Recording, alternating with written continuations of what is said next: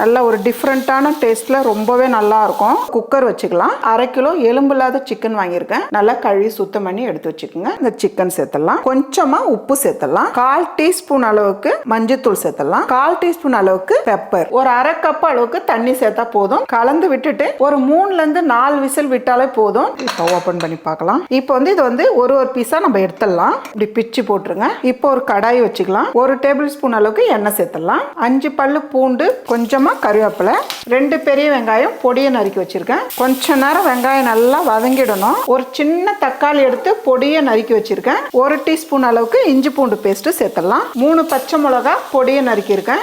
இதெல்லாம் சேர்த்து நல்லா கலந்து விட்டுருங்க. ஒரு 4 சிட்டிக்கு அளவு ஜீரகத்தூள் சேர்த்துடலாம். 1/4 டீஸ்பூன் அளவுக்கு மிளகாய் தூள் சேர்த்துடலாம். 1/4 டீஸ்பூன் அளவுக்கு மல்லித்தூள் சேர்த்துக்கலாம். கரம் மசாலாவும் 1/4 டீஸ்பூன் அளவுக்கு சேர்த்துக்கலாம். கொஞ்சமா உப்பு. இந்த அளவுக்கு நல்லா கலந்து விட்டுட்டு சிக்கன் வேக வச்ச தண்ணி கொஞ்சமா இருக்கு, நம்ம இதுல சேர்க்க போறோம். அவ்வளவுதான். இதை சேர்த்து நல்லா கலந்து விட்டுருங்க. நம்ம சிக்கன் சேர்த்துடலாம். இந்த அளவுக்கு நல்லா பொடியா கட் பண்ணி எடுத்துக்கோங்க. சிக்கன் சேர்த்துட்டு நல்லா கலந்து விட்டுருக்குமா.